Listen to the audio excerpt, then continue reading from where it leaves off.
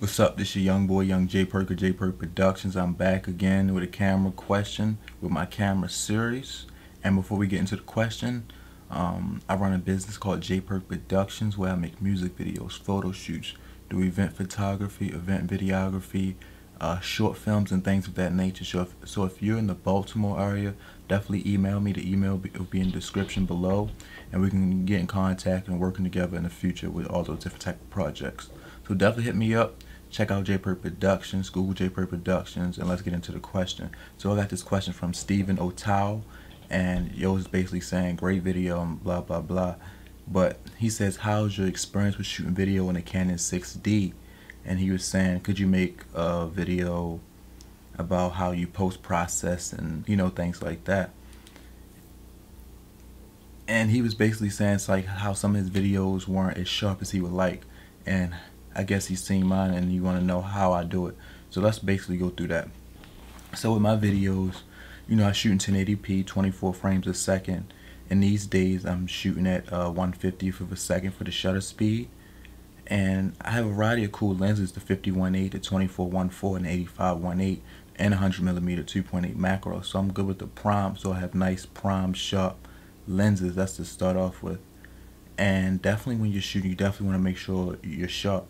You know, use the little zoom in button, get real sharp in there, and make sure you know it's sharp before you start shooting. And sometimes it might be hard to tell, so definitely before you set up your shot, make sure it's sharp, because if it's not sharp there, it's not gonna be sharp later, you know.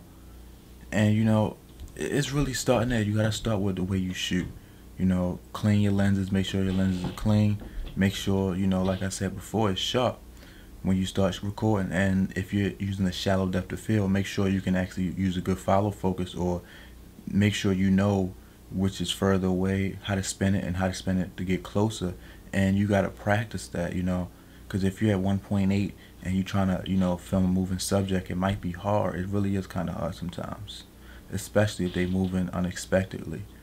So and that can help to hurt the sharpness as well.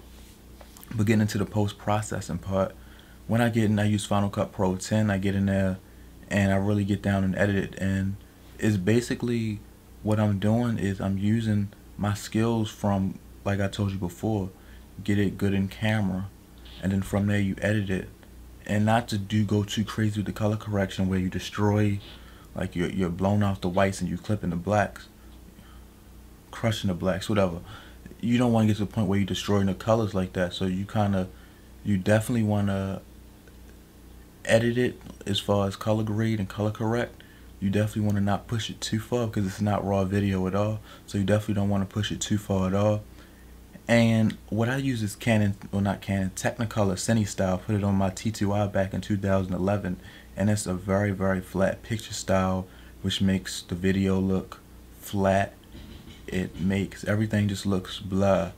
So when you get into post production, you can add the sharpen filter, makes it come to life. You can add a variety of different cool color effects and color grade it with more precision, with a better result, because you have a flatter image to work with. And that's just basically some, you know, ways I get my videos looking the way they do. Is starting off in camera, the lenses you choose. I've had a 6D or T2i. It's really irrelevant. It's them lenses that I put on front. It's the way I shoot. It's how I get everything sharp. It's how I keep my lenses clean. And also I use Canon Technicolor Cine Style. That's a good, download that, check it out, Google it. It's very good if you're not using it. Check it out, use it a couple times.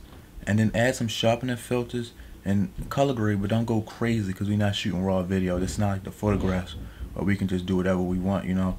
So if you have any other questions, hit me up. This has been your young boy, young J.Perk of J.Perk Productions.